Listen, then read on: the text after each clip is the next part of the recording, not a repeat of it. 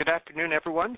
I'm Greg O'Neill, Director of GSA's Public Policy Institute, the National Academy on Aging Society, and it's my pleasure to welcome you to today's discussion about the upcoming Take Action Week and tools for GSA members to engage as advocates.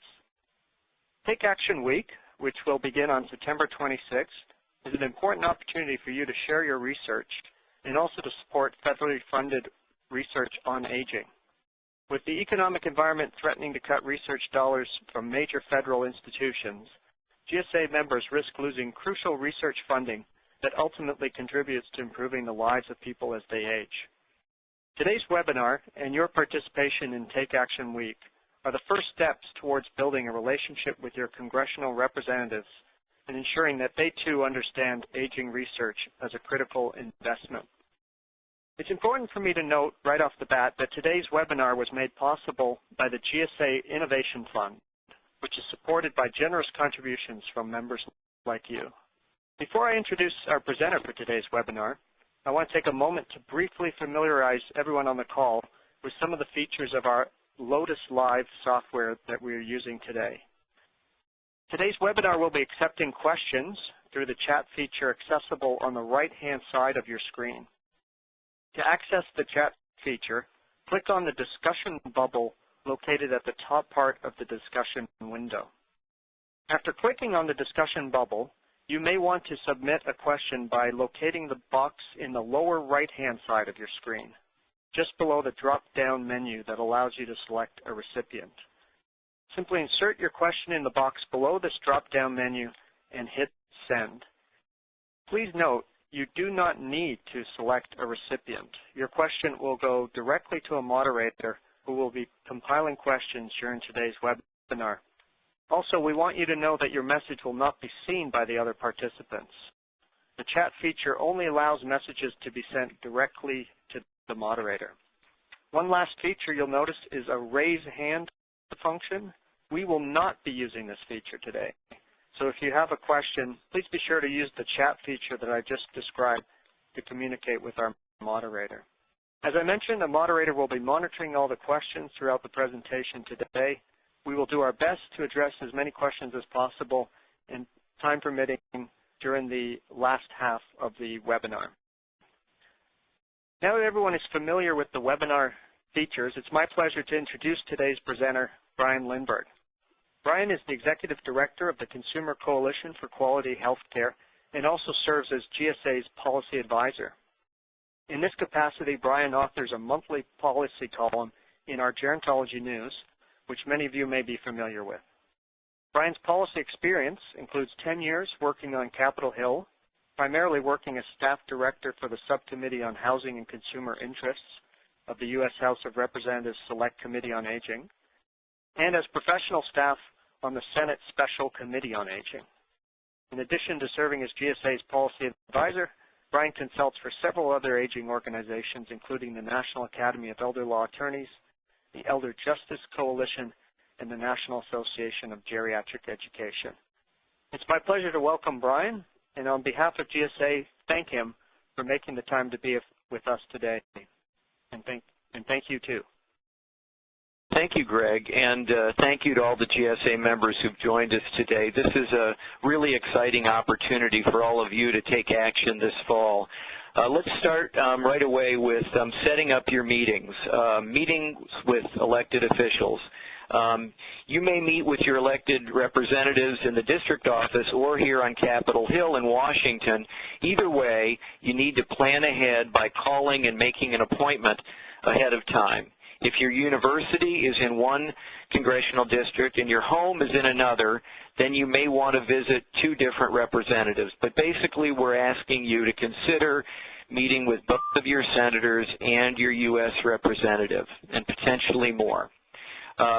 You have the right to meet with these officials. It's all about democracy, and this is your chance to introduce yourself and your work to your elected representatives.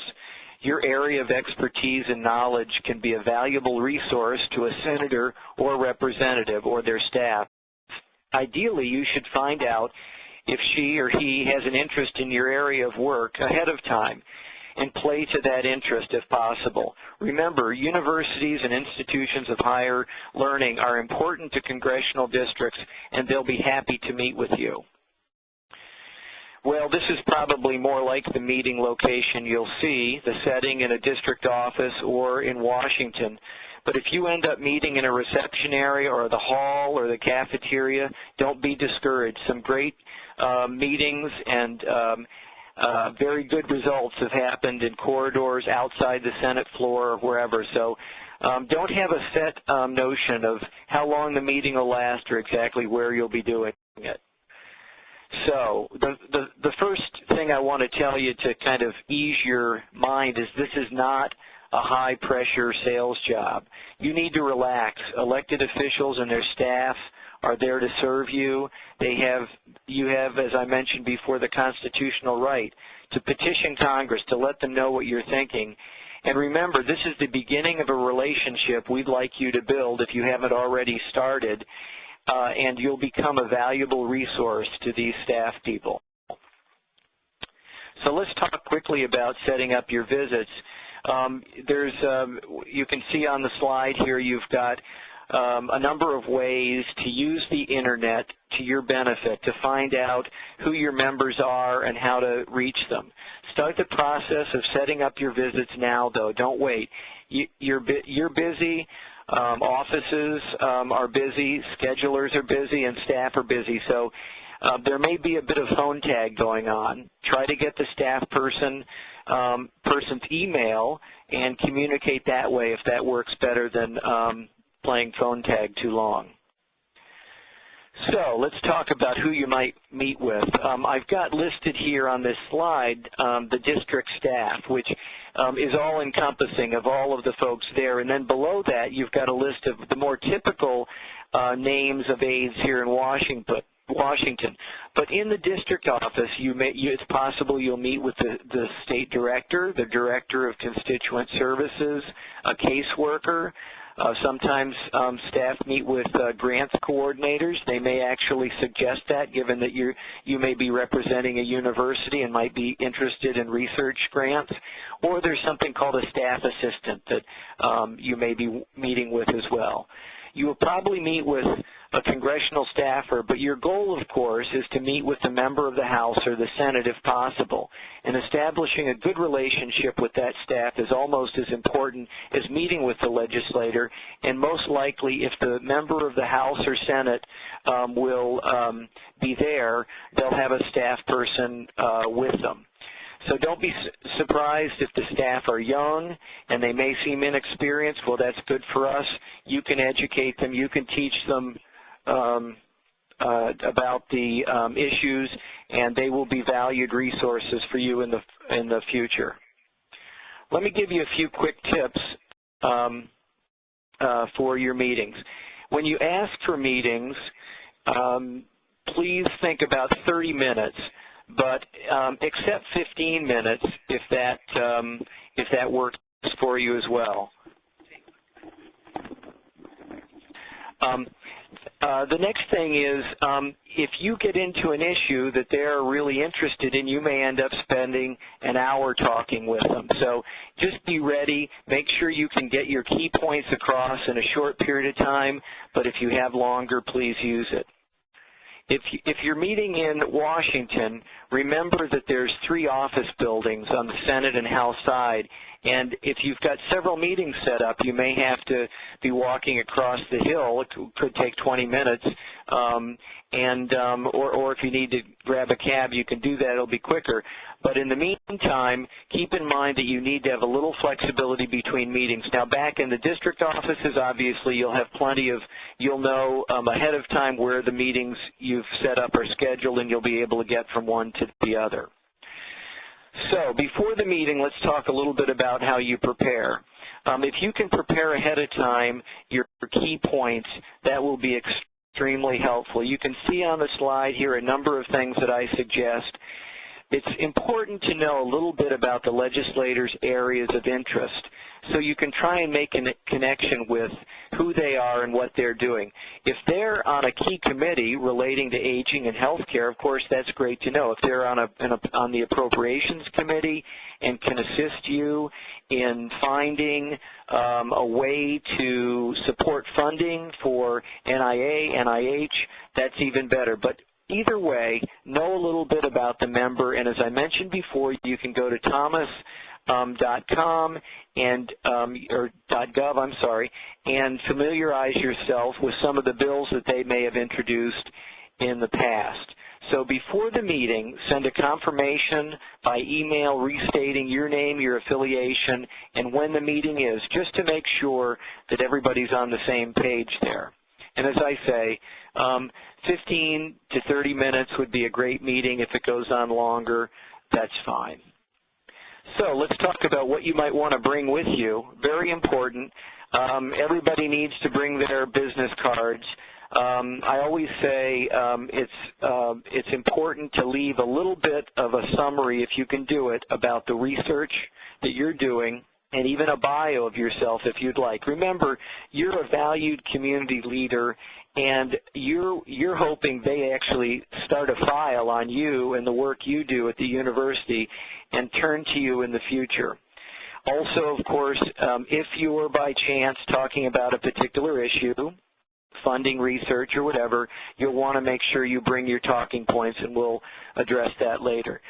Some buildings, particularly federal buildings that house members of the House and the Senate and their staff, require photo ID. So I always suggest you bring that.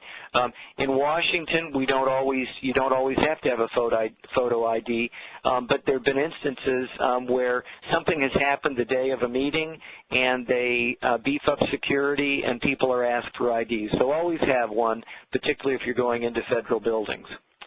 Let's talk about some of the tips for your presentation. And these you'll also see in the materials that Greg and Danny have provided for you for your action day. But think locally. That is, help make the member and their staff understand the impact of what you do in that district. I think of jobs. Let's face it, the research dollars that flow out into universities around the country employ millions of staff, and those individuals employ staff and spend their resources in the community. And this is really a big topic for everyone in Washington now. So continued and expanded funding and research actually helps the economy and it helps your community, and they need to know that if they cut those programs, that jobs will be lost. The other thing is just make sure that you talk about how past research has influenced your work and the work of Congress. A lot of the research that GSA members have been doing for decades has influenced how we have developed programs to better serve older adults and better provide health care. Let's talk a little bit for a moment about the meeting itself. And I suggest that you make sure that you don't jump to the topics right away. Be courteous, but introduce yourself, your affiliations, and your work. Explain the reason for your visit, and don't take on too many topics. 2 or 3 is the most you should do, unless time allows. If the conversation goes very nicely and the individual staff person or the member of the House or Senate you're meeting with suggests that they have some more time to talk about some other issues, or they bring up other issues that are going on in Washington, feel free to bring up other issues that you feel comfortable with. Remember to show, of course, it's obvious, but be courteous and respectful of staff and members. Sometimes there's pressure to get the boss out of the room. Understand that. Sometimes staff can be curt, but keep your composure. Think beforehand of a couple points you have to make. If the meeting closes quickly for some reason, the senator has a call that's come in and he or she needs to step away and you don't think they're going to come back, have what we usually call the elevator speech, but have a sentence or two to close, thank them, and remind them of what you've been there asking them to consider. Something that a lot of us forget to do is that in the midst of our very focused interest on one issue is understanding and acknowledging that what we care about is just one part of the many issues that Congress is facing. And the other thing is we forget to thank members of Congress often. There's a great likelihood that the member of Congress or the staff you're sitting with has done good deeds for the aging population over the years. And it's important you thank them. Thank them for a bill they might have introduced. Thank them for supporting an appropriations or whatever you can find in their background that you think is worthwhile of mentioning. Now, we've talked about making the issue a local issue. Humanize it as well. If you can share stories about how the research that you've done or the programs you've researched or other entities within the community that link with your programs have benefited, and if you can make it personal, that will be remembered by the staff and members of Congress. Give concrete examples of how the programs you study, support, and help to expand serve constituents in that district and in that state. So all of this is all about relationship building. It's critical in the long run that as advocates we don't show up at legislators' doors only when we want something. So that's why we really look at this meeting, and if you've had other meetings, you've been fortunate enough to begin those relationships, but we look at this meeting as developing a relationship, expanding it if possible, a time for you to share what you do, but also to listen and hear what the legislators' responses are. Have they revealed to you particular areas of interest? Did they bring up an example of a story they read or something they participated in related to the Elder Justice Act or something else? See if you can get some clues to what they care about. Obviously, you're already going to know what their interests are in committees, but this is a good time to build a relationship. And, of course, it's a time for you to educate and, if necessary, try to change their views on some of the areas that we care about. It's very possible you may run into a legislator who disagrees on the value of some programs for the elderly, and that's an opportunity for you to have a frank conversation with them and help bring them along towards our viewpoints. Now, there are talking points that have been developed by Greg and Danny and the GSA staff, and they fall this year into three major areas: federal funding for research, obviously, that's very important. There are talking points on education and training, and the Older Americans Act. And this year, the Older Americans Act is due for reauthorization. Now, whether it is completed this fall is not known. It's probably unlikely at this point, but the process has begun, particularly in the Senate, and so we are asking you to talk about the Older Americans Act as well. So, let's see. Let me talk briefly about a couple things you need to make sure you do before you leave the meeting. I think it's extremely important to have a sense before you go into the meeting what your what I would call your ask is. What is it that you really want the member to do? So, for example, if you wanted the member of Congress to communicate with the committee with jurisdiction over the Older Americans Act, about the need to reauthorize that bill this year and the important programs, I really believe you need to ask them, will you write to the chair of this committee and ask her to mark up this bill this year? Or if you want them to sign on to a letter in support of additional appropriations for NIA and NIH, I think you really need to ask that question. It's possible that you could have a very cordial discussion with a member of Congress or their staff and leave without getting a commitment. And that happens, but the thing you need to do is at least ask, will you support us on this, Senator so-and-so? If it's a staff person, will you make sure that the senator knows of our concerns and writes me a letter letting me know if he or she can support this? So you really need, as I say, to make the request, or they can move on to the next constituent without really worrying about whether you have, whether they have taken care of your needs.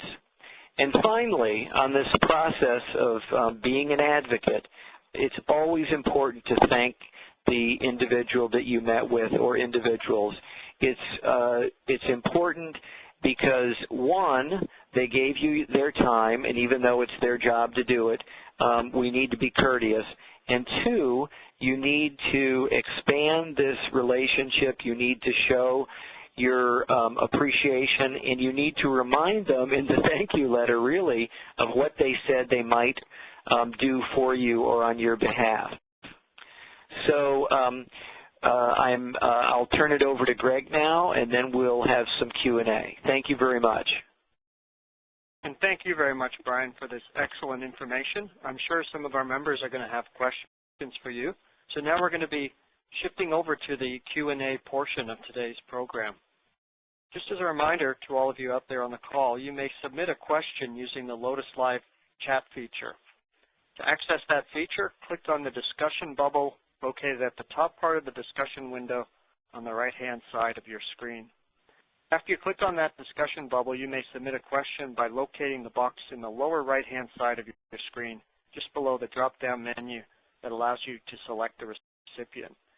Simply insert your question in that box below or the box below the drop-down menu and hit send. You do not need to select a recipient, as we mentioned before, because your question will go directly to a moderator. So let's go to questions, and I'll turn it back over to Brian. Thank you, Greg. I appreciate that. Technical assistance there. Let's see. The first question I have is, what if the meeting is with a legislator who does not support funding aging programs?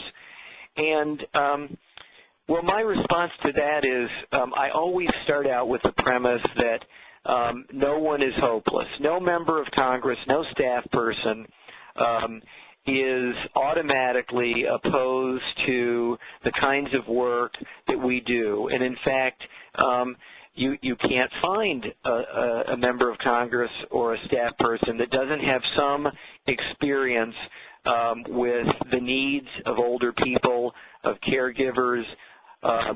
They know about Alzheimer's. They know the importance of the research that's necessary for Alzheimer's and other related disorders. So I think that all meetings, whether you're meeting with a Democrat or a Republican, conservative or liberal, have to start with the notion that this is a chance to educate, to share experiences, to at least let them know that in their own community they have valuable resources that are making the world better, the United States better for older people, and they need to know that. And I think once they understand what we're doing and the constituencies we're talking about, the relationship is possible, and that they very well may find parts of what we support that will be things that they can support as well. Maybe not everything, but I guarantee you there are some things out there that individuals that represent you will support, and we just need to find that little niche and expand on it and work with them on those issues. Let's see, here's another question. How would you recommend talking to a Tea Party legislator? Well, that's actually somewhat related to what I was just talking about. Let me just first say I don't call it the Tea Party. I call it the Tea Party movement. And the reason I say that is that there are Democrats and Republicans and independents who have actually been attracted to the Tea Party. And so as we talk to those members, some of whom will be Republicans, the ones that were at least elected last year are Republicans, but we have to keep in mind that this movement is broader, and it shows that there are a lot of folks out there who are disappointed with government. Now, lucky for us, we have great examples in the aging field of where government works very well. If anyone watched the Republican debate last night, we heard there are a number of Republicans as well as Democrats who believe strongly that Social Security is a success story. I think you'll find that people back home think home-delivered meals and other Older Americans Act programs are success stories, and that certainly Medicare is a success story. There are issues with all programs, but we have to start with the fact that we have very good programs we support, and the work that we do serves a growing and needy population. So I think, again, every meeting has potential, and I wouldn't give up on anyone, even if they happen to be associated with the Tea Party movement. So here's another question I've been handed. Can you give us an update on the FY 2012 federal budget?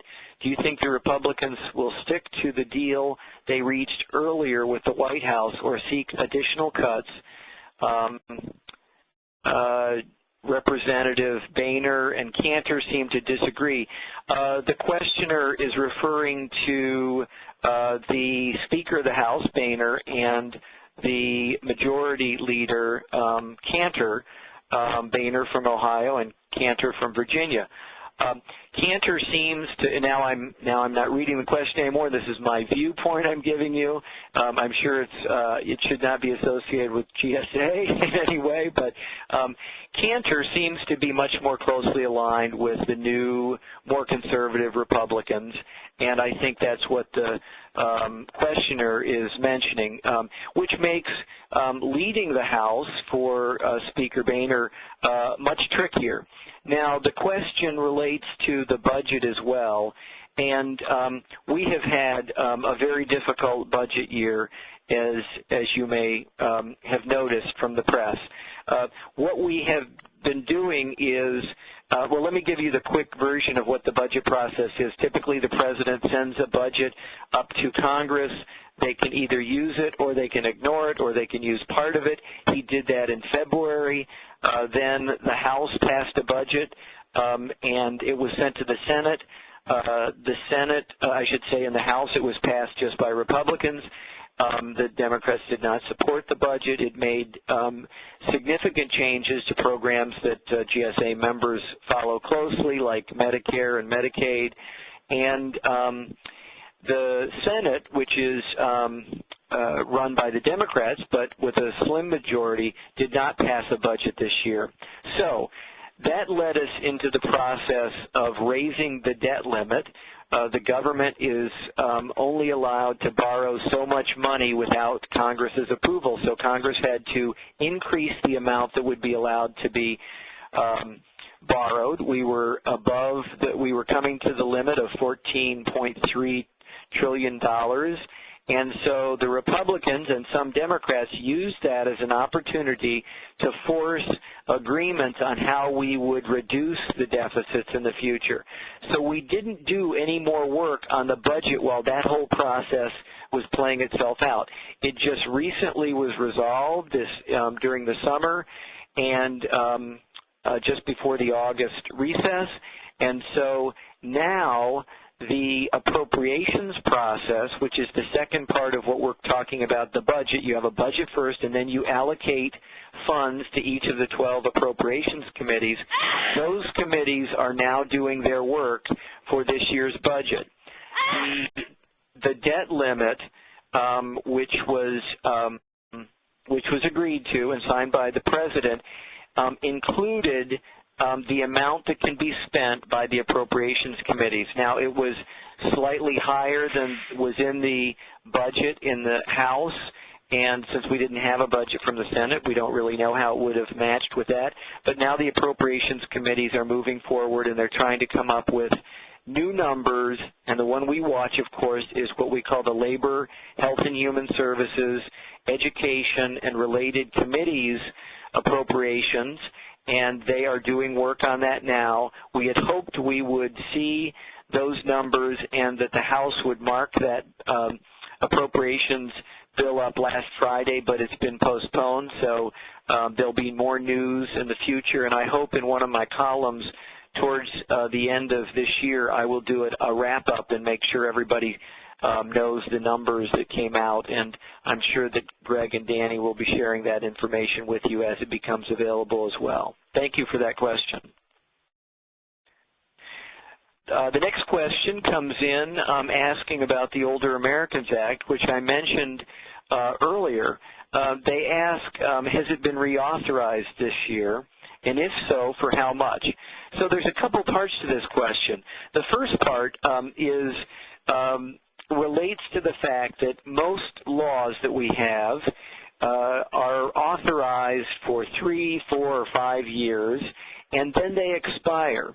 And when they expire, Congress, it's their duty, if they so choose, to reauthorize that bill. Now, you could reauthorize the bill exactly, or the law, I should say, exactly as it had been written the previous time. You could amend it. You could change it drastically.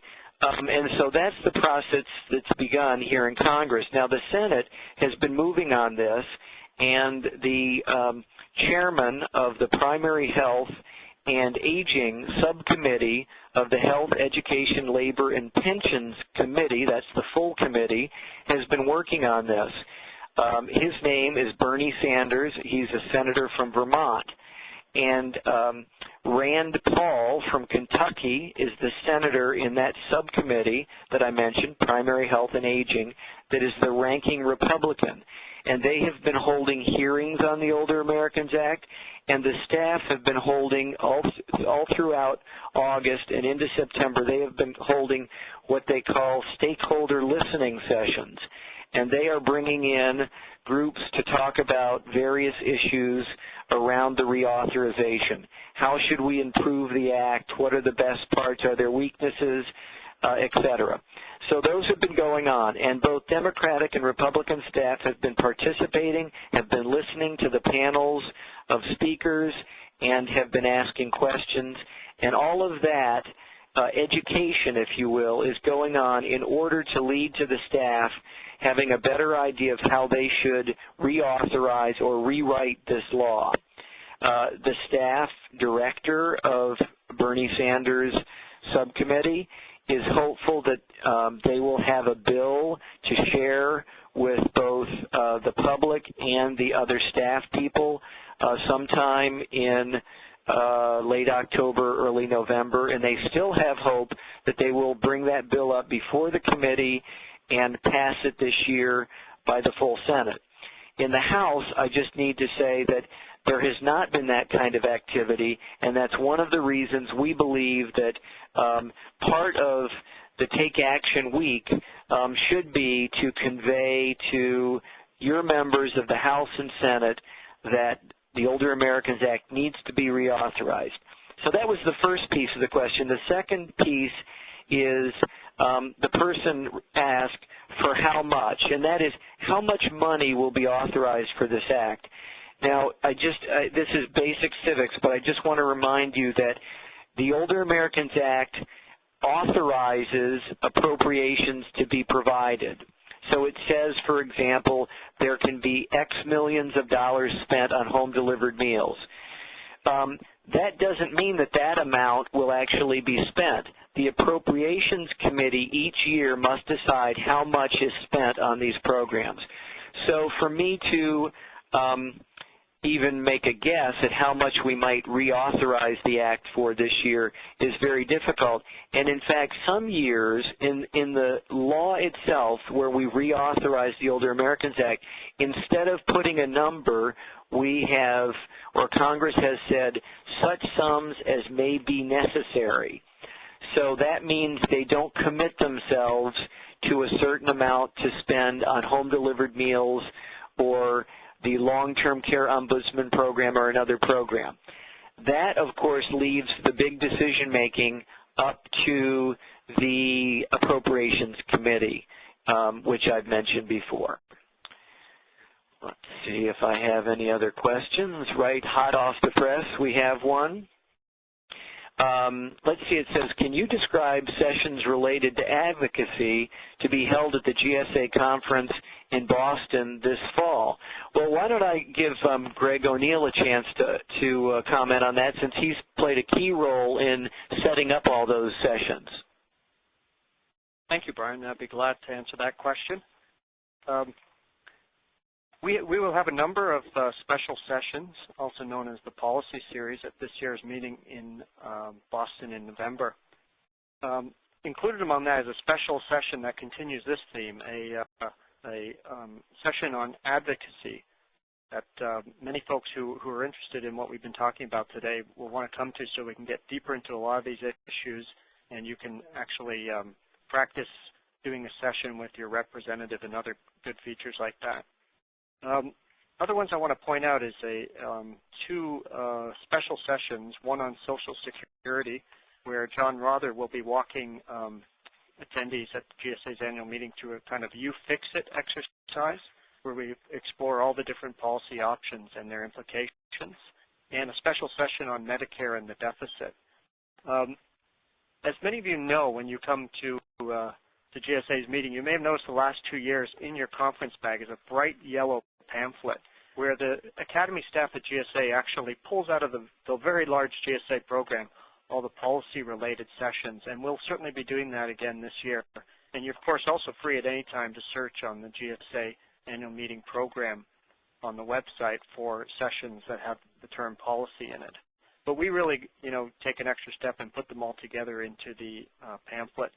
We also send this out in the Public Policy and Aging e-newsletter, which is free and available to everyone, of course GSA members as well. And you can subscribe to that by going to the Academy website at agingsociety.org. Just before we go to the meeting, we in that e-newsletter include a link to many of the special sessions on public policy. And again this year, actually, at the meeting in Boston, we'll be repeating a very popular session last year that Brian helped put together, and he'll be moderating this year, the Congressional Aging Issues Update, where we will have several members from the Senate Aging Committees to be determined right now in attendance. But they brought this idea forward to GSA last year, and we're really thrilled with the response, so we will be having that session again. And our pamphlet in the e-newsletter will give you all the specifics about date and times. So I'll turn it back to you there, Brian. Thank you, and I'm looking forward to those sessions. So we've really got some great speakers coming in for that advocacy session, and of course, it's always good to hear firsthand from staff on the Hill what they think the key issues will be for the coming year. So let me turn to another question, and this is, would you say something about working with coalitions? So this is very important. First, let me say that grassroots advocacy, like we're doing in our Take Action Week, can be done individually or in coordination with other individuals or organizations. So GSA often works with other groups, the Leadership Council of Aging Organizations and Friends of NIA and other coalitions, and we do that here in Washington. And we also are very much in sync with their interests when we do this kind of individual grassroots advocacy as well. So you may choose to go to your meetings with colleagues, other GSA members, or other like-minded advocates, if you'd like. That's really up to you. The thing I suggest, if you're going with a group, that you plan ahead, you think a little bit about who will be the lead spokesperson and who will cover which issues. It's, you know, if you've got another colleague with you, one could cover the Older Americans Act and one could cover education and training or federal funding for research, whatever. But I think coalitions are extremely important. What we all need to remember is we can make all our cases for research and the programs we do and such, but when we join together, we're a much louder voice, and so GSA is often joining with other groups to do its advocacy. Let's see. I could do one more question. That is, let's see. Someone asked me to talk a little bit about what grass tops are. Well, this is, let me give you my version of what grass tops advocacy is. And that's really using community leaders like your mayor or clergy or corporate or board presidents, et cetera, well-respected people in the community, oftentimes who may have a personal relationship with a member of the House or the Senate. They can often be helpful in bringing more attention to the resources that we're working toward or the issues we care about. So I suggest that if, for example, you know people in the community, leaders in the community, other well-respected individuals, excuse me, maybe your mayor has firsthand experience through family members with Alzheimer's disease or the valuable research that you're doing in your facility, why not consider approaching that kind of an individual and ask them if they would be a partner in explaining or at least communicating either on a one-on-one basis or in writing to your member of the House or the Senate. So that's what I call grass tops. We're looking for grassroots advocacy. That means GSA membership, getting involved, thinking this is a critical time in our economy, and we need to protect the valuable work we do and the research we do. I'm going to make myself a part of that advocacy, and then also, if possible, linking up with grass tops leaders who can also say, you know, what they're doing over at the university, what my colleague so-and-so is doing is really valuable, and we need to keep supporting it. So that's the way to look at it. Your grassroots. You may also be a grass tops person because you're a leader in the community, but that's how we reach out sometimes to other community leaders. So I think that's all the time we have for questions. Greg, why don't I turn it back over to you for any closing comments? Thank you, Brian, and let me thank you again on behalf of GSA for how much we appreciate you for taking the time today to be with us and answer some of our questions. I also want to remind everyone on the call to make good use of the advocacy information by taking part in the Take Action Week on September 26th to 30th. And today's call and webinar is going to be archived on our website at www.geron.org/advocacy and also on the www.geron.org/webinar location. And the full audio along with Brian's presentation will be available in the next couple of days. Finally, I'd like to gratefully acknowledge all the GSA members who made today's webinar possible through their contributions to our GSA Innovation Fund. This concludes the presentation. I hope you all have a terrific afternoon, and thank you very much for joining us today, and we hope to see and hear you on future GSA webinars. Thank you.